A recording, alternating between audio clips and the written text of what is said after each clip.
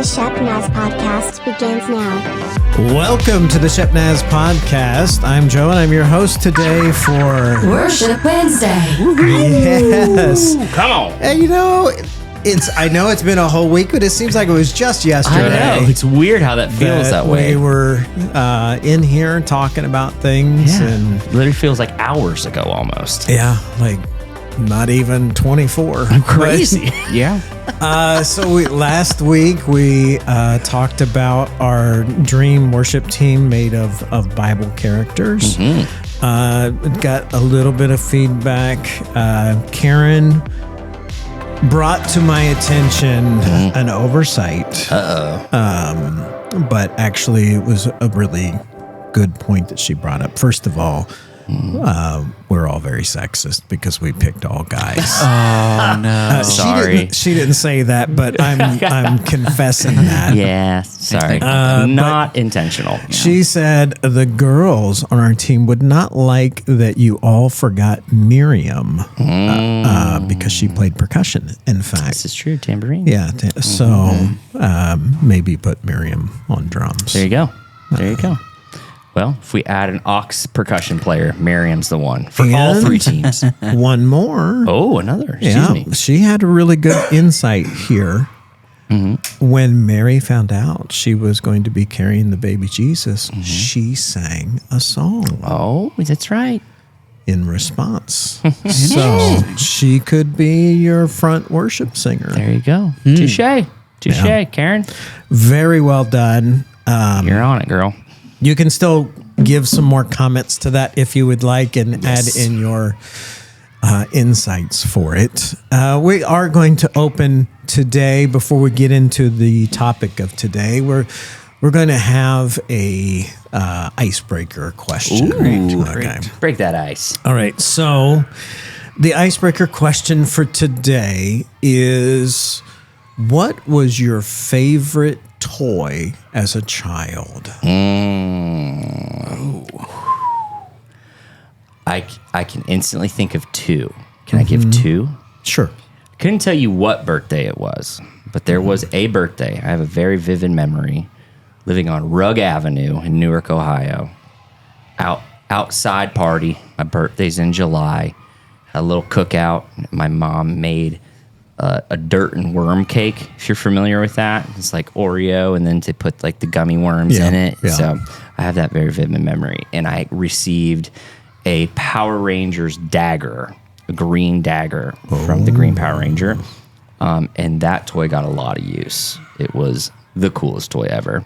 And at my very small private Christian school, I got in trouble many times by sneaking it into my book bag and bringing it for recess. And they did not like that. But it did not stop me from bringing it because it was the best toy ever. That was the cool toy. But the simple toy, this is not going to sound cool, but it was the funnest game I ever played. So I want to say it came out of a McDonald's Happy Meal. And maybe some of you remember, it's these little plastic figurines, and you put a marble in their stomach, and it has a little push pin on the back, and you push it, and it shoots the marble out. Nice. And so my sister and I would play this game all the time, where we would set up green army men across my bedroom. We could put them in any configuration we wanted, and we would take turns using these little toys to shoot the marbles out across, and the first person to knock down the other's armies won. We did that for hours. That's a great little game. So shout out Danielle, my sister. I'll never forget that game. I might go find that toy and play it right now. All right. So Right after this. No, I'm leaving the podcast. I'm going to go play. while Zach's doing that, Noah, do you know what your favorite toy or toys were? Yeah. So I was kind of weird. Looking back, I was kind of really weird. As a young boy, yeah. And Back then. yeah, for some reason, I dressed up like a cop a lot, Okay. almost too much. Like when my grandma and I used to go to Frisch's a lot, and I would dress up as a cop, and everybody would, "Good morning, Mr. Officer. Good morning."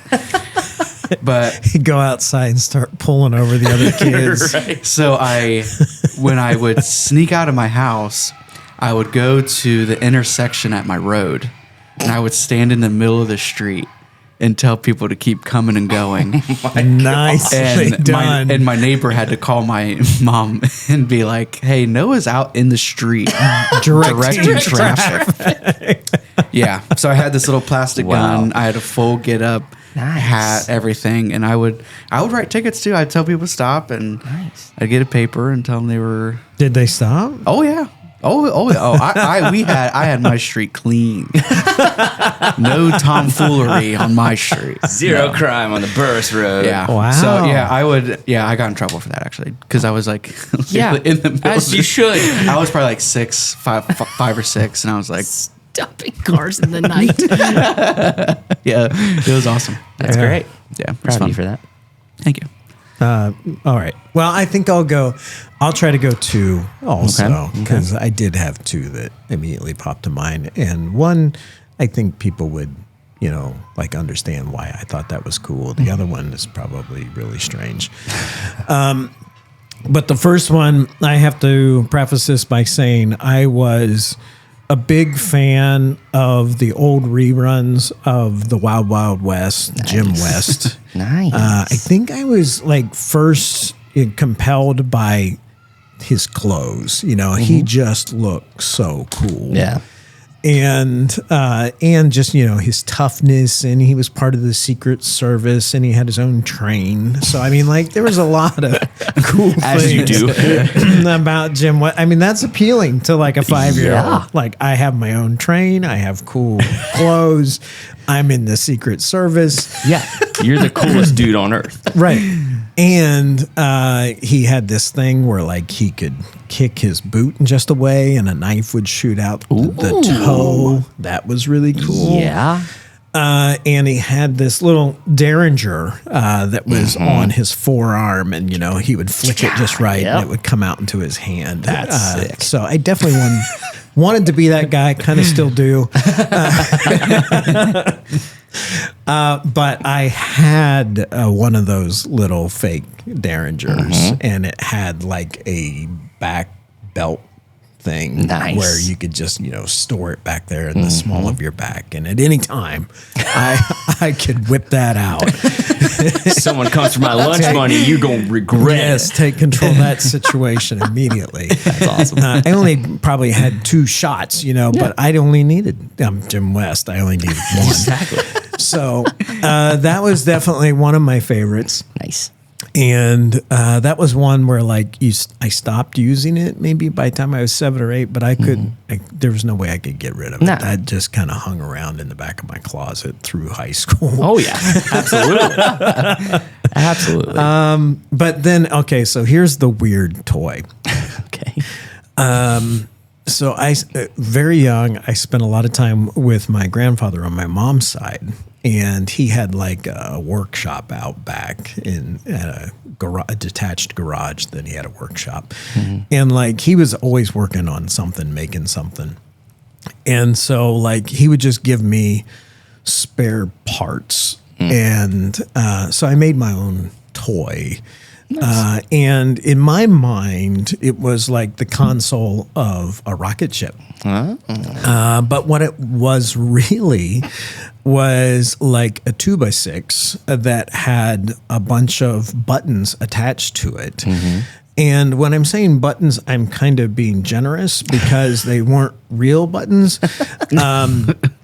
I had decided, my mom had gotten me some of these like large size dolls that you could play with, not the mini action figures, but the large ones. Yeah. And I didn't particularly like those. In fact, there was one cowboy one that was dressed in black that was a little scary to me. So I dismantled him.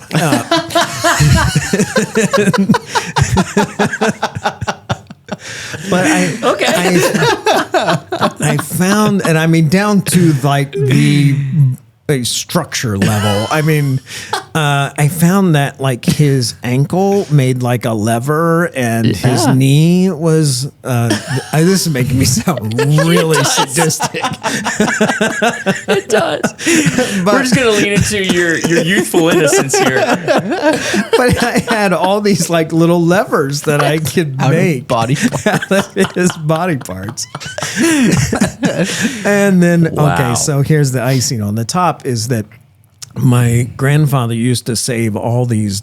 He had a bunch of farm equipment and stuff, and he would have these old tractor batteries that had like little screw-in tops where you would check the fluid inside the battery and all that stuff. Well, they would go bad over time. Yeah.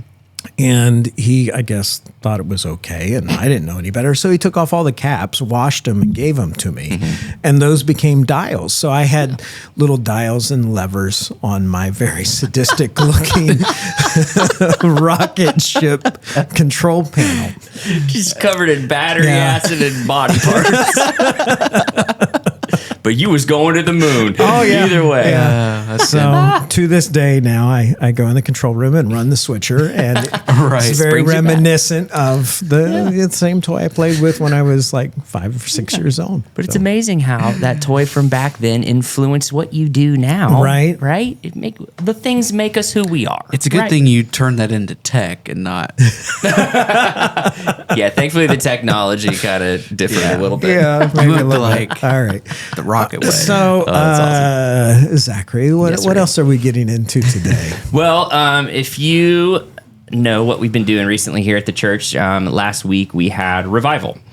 And we just kind of wanted to recap a little bit, if you were a part of it or you watched online, which if you didn't get to check it out and it is online, I highly recommend going back and checking those out because it was a phenomenal week. And I'm not just saying that to make it sound cooler than it is. Like, it was great.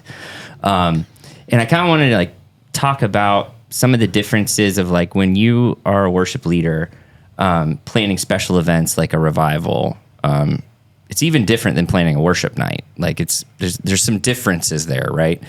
So just kind of wanted to lean into, from our worship leaders' perspective, what it looked like for us prepping it and then having the worship. So jump in whenever you want. But I know one of the biggest things, and I will just get this out of the way ahead of time. We talked about, it's no simple little thing to plan a service, right? You could make it that way and just throw in random people and pick random songs and go. But especially when we look at something like revival, we don't want it to be just another event that the church does, because we do a lot of cool events and they all have meaning behind them. But when I think about revival, it's not just services, right? We're asking God to do something miraculous in our church. And revival is not just a one and done thing. Revival is we want you to change the atmosphere and the culture of our church in a way that you are 100% in charge of everything, not just here in the room, but our lives when we leave here. And so there's a lot more weight to the planning of a revival service for me. And I'm not belittling or saying it's less important what we do on Sunday morning. It's just different, right? So when we were going through, I was honestly having some anxiety about it. It's because we're in the middle of prepping for our Christmas thing that I'm sure we'll talk about more here soon. And then honestly, I was so focused on that revival kind of snuck up on me. Yeah. And I was like, oh yeah, we got 2.5, 3 weeks and we have to have four evening and 1 Sunday morning service planned and ready. And I'm not ready. Yeah, I mean, in 1 week you do more than a month's worth of services. Yeah, exactly. So I feel your pain on that, on from the tech side, 100%. As far as getting the live stream and then reposting the videos and things like that. It's a whole 5 weeks worth of stuff in the middle of 4 days. Yeah, exactly. It's not just a thing. You don't just snap your fingers and it happens. There's a lot of planning that goes into it, the actual carrying out of the services. And then you were saying, you got to go back through and download and post and sometimes edit and add stuff. The work's not done just because the service is over, and you're doing that on such a quick turnaround, like, can we all just give a round of applause to Joe real quick? Because, because of, where's the button? Where's the button? But seriously, just the amount of work, like when we're packed up and home, you know, you're editing video and downloading video and uploading it. Like when we're all home sleeping, looking forward to tomorrow, like Joe's awake, making sure that it's available for people online. So if you're ever wondering, man, how do I get this online? Thank this guy. This is the guy that makes it happen. That's very kind. So, but for real. So all that to say, there's a lot that goes into it. And I don't want ever our services to be just kind of lackluster. And especially a revival service if we're asking God to do something miraculous. Especially when like also planning for people to be there as well. Like our team, like I was thinking about it. We haven't had one night where I've been like, man, we're missing like a ton of musicians. Like our team has been so willing and so available. And then they're just good musicians as well to where I feel like we haven't really missed a beat this whole week where it has been like, well, that night kind of was our best. Wasn't great. Yeah. I feel like every night has been quality. Yeah. And then, so, going back to my kind of anxiety about it. So I sent out like a frantic email. I was like, all right, I kind of dropped the ball on this. Let's just be honest. I probably should have been prepping this weeks ago, but here we are. Here's the nights. Here's the expectation. Here's the slots we need to fill. On top of that, we also need to fill the Christmas schedule. So I'm just sending this out. Just text me or email me back if there's any way you could help. And in my mind, I'm thinking like some of the stuff we've done in the past where it was like, okay, first night we'll do big, right? We do big band, full. The second night we might do a little more stripped down. Third night, probably just acoustic guitar and piano, maybe. And then we'll bring it back big for the last night. So that's what my pessimism, negativity. I don't know the word. I'm super smart. I was going to say it, but I was like, you know what? Just let him go. Watch. Let's see Watch him burn. Let's see where this goes. My negative mindset. That's where I was. I was like, all right, well, we'll just fill the first and the last night and then we'll figure it out. But within hours, I had so many people from our team were like, we're available, put us wherever you want. To the point where there were some people that were willing. I was like, sorry, the spots are filled up. Like, we're covered. Thank you, but we're good.